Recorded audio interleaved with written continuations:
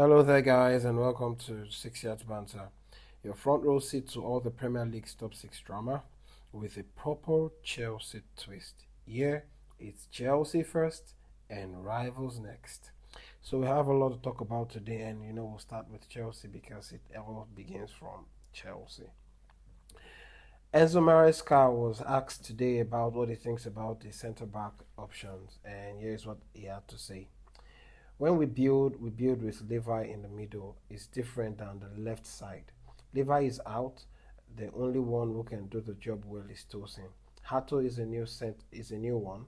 He never played as the guy in the middle last season. Center defender, yes, but it's different. Also, we have players that unfortunately have some problems, and this is the reason why I said the club knows exactly what I think about the center defenders. Listen, yeah, I this man is crying out for a centre back.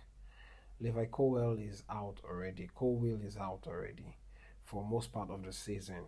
We cannot afford to undermine his job. We can't afford to to throw out everything that he has labored for. Okay, and how far he has brought us, and not give him what he requires. Is requesting for centre back, which is very obvious to the footballing community that Chelsea need a centre back. Okay, now that Levi Cole is out, let's just let the centre back let the sporting directors just need to do do this little one for him and get him a centre back. It's you don't need a rocket scientist to tell you that we need a centre back. I mean, I understand they trust the players and the squad, but this doesn't have anything to do with trust. It has to do with the fact that we want to compete. We're not competing for top four. We want to compete and challenge for the title. Not having being fragile at the back is going to undermine everything that we have to do. Anyway, let me know what you guys think about that. So, according to Talksport, Chelsea are also considering keeping Renato Vega after Liverpool's Achilles injury, ACL injury. Although the Portuguese defender is still being very much of interest to other clubs. Okay, so about Renato Vega, I really like him personally. I like his personality, and I like everything about him. Plus, he's got this arrogant um, vibe that every top clubs need a defender to have, or require a defender to have. Um, if we can keep Renato Vega, well, okay, but I still think we need experience. Uh, I like him, but I'm on the fence with regards to this one. Anyway, what would you guys prefer? Would you prefer him being sold and we get the money and get a new defender, or you rather we keep him and integrate him back into the squad? Exclusive from Fabrizio Romano, Chelsea have now completed the agreement with Marco Corella over a new deal. Seen as key player on the pitch, leader of the pitch, and really important for the present and the future. New contract is signed and sealed for Cucurella.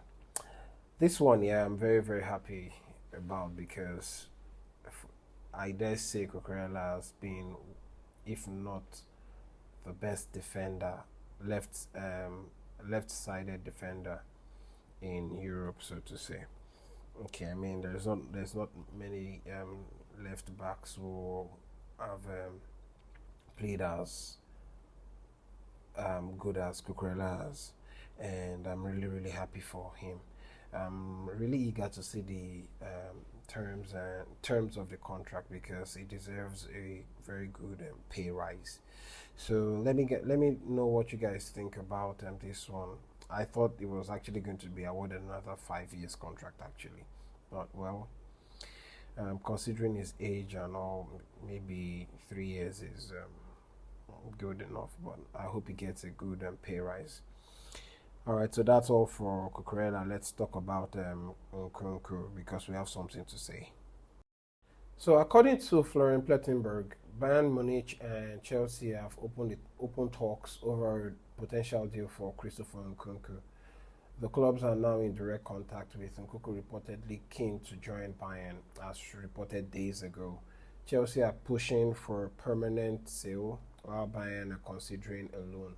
No agreements have been finalized yet, but Max Berl is now taking the negotiations seriously. So I've said everything pertaining to Christopher Nkunku because, as for all I care, I just do not want this deal to affect the signing of Xavi Simons because apparently, and according to Rudy Galetti, there is an agreement, there's verbal agreement with between Chelsea and RB Leipzig, um, which with a deal for Xavi Simons to join Chelsea. So whatever needs to happen should just happen in time so that we can have Xavi Simons in the Chelsea squad. Anyway, Bayern, if you really, really want him, just come ahead, come fast and take him. Okay, it looks like there's no way back for him into the club, and there's mutual understanding that both parties have to part ways. So you guys just do what you need to do. I am just waiting to hear or get a year we go from Fabrizio Romano that Xavi Simons is a done deal.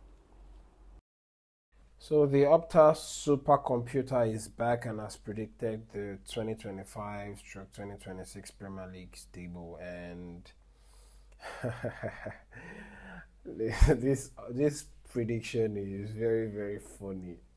Very funny to me, to be honest. I mean, I agree with them. Liverpool in first position, Arsenal in second. I'm not in agreement with Man City being third because I believe Chelsea will be third this season and Man City coming fourth.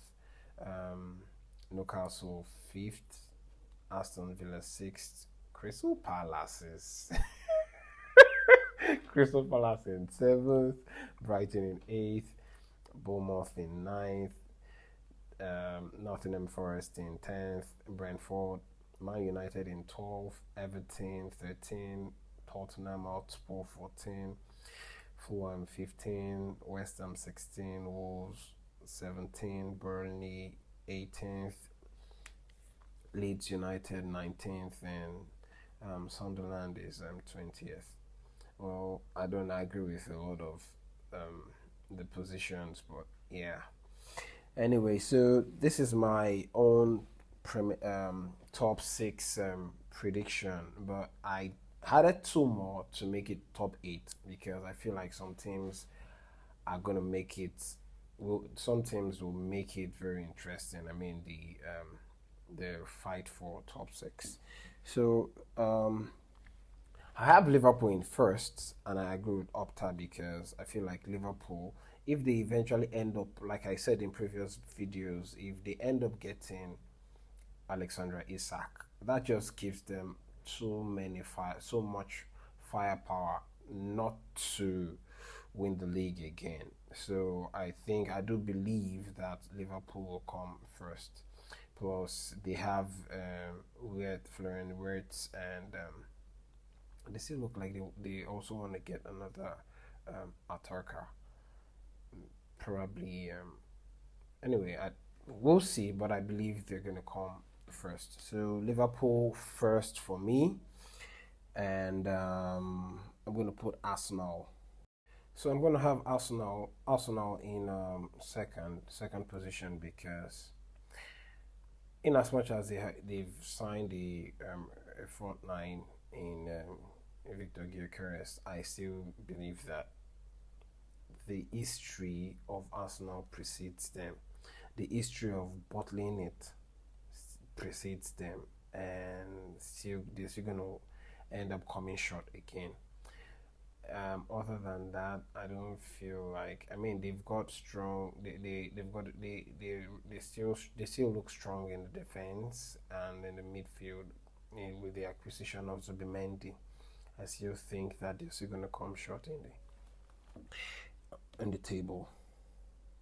So I'm going to put Chelsea in third position in the Premier League because I believe, not because I love Chelsea, but I believe that um, this season Chelsea is going to Chelsea will do Chelsea are in form, and it's just like they've had little breaks, and so it's just going to be like a continuation of last season. Having said that, plus the fact that ideally I would have placed Chelsea in the second position, but that would be like an overreach. So I believe that Chelsea will come third, and yeah, so Chelsea third. I still feel like they could do a madness and come second. You never know. Yeah. So Man City for me, I'll put them fourth because I feel like they've been found out. But the reason I'm putting Man City in fourth is because of the Pep Guardiola factor. Otherwise, I think they've been pretty much found out. I don't think there's more changes, and the fact that Rodri is out again only makes it harder for me to see them any further than where they are. So yeah, I'm putting Man City in fourth. So Newcastle, I'm going to put Newcastle in fifth. Um, I feel like I'm taking a risk, or I'm doing an overkill for them, putting them in the fifth position. Simply because I feel like being involved in the Champions League and then having to deal with the intensity of the Premier League as well as the Carabao Cup and the FA Cup might be too much for them because they have a very, very limited squad. Plus the fact that they've had a very bad summer window. So, but I'm just going to keep them in the fifth position because I think Eddie Howe has a way or have a way will have a way to push them and get them to do the job. Surprise! I'm gonna put Manchester United in sixth position, and the reason I'm putting them is because they have one game per week. They're not involved in the Champions League. They're not involved in the Europa League nor Conference Cup. They are only playing one game per week. I think with the acquisition of Sesko, Umbremo, Konya, and the provision or assist from Bruno, as well as if they solve their midfield situation, like I mean they end up getting Baleba, well, I think they're gonna make a far more shout than sixth position. So yeah, but I'm just gonna keep them sixth because they have just one game per week. I have Tottenham in seventh because they've had a good summer window to say the least in getting Joao Paulinho and Mohamed Kudus. If they end up getting Savinho from Man City as well as maybe Eze from Crystal Palace, they could be making a shout for the top six. Yes, yes, I can see them making a charge if they get these two players. But for now, I think they're just gonna be up and down there around that position. And then I have Aston Villa for eighth because of Unai Emery, and we know the man is very experienced and he could do a madness as well. So that's all I have to say as regards my Premier League prediction. Let me know what you guys think. Fabrizio Romano has just posted that Chelsea have rejected a bid from the Borussia Dortmund for Kanechukwu a bid a bid for loan plus obligation to buy for 20 million euros, and I don't like Dortmund anymore. I used to like them. I mean, they used to be a team that I like, even ahead of Bayern Munich. in the Bundesliga, but this stunt that they keep pulling with Chelsea, trying to see if they can lowball us, has just left a stain in left a stain, and I really don't like them anymore. I feel like we can just tell them to go fly a kite and sell Carney to another team. Anyway, that's all I have for now. The Premier League is back as Liverpool take on Bournemouth tonight. The banter is just about to begin. Do check out this space for any other news. If I have any to post later on, I'm gonna do well to post.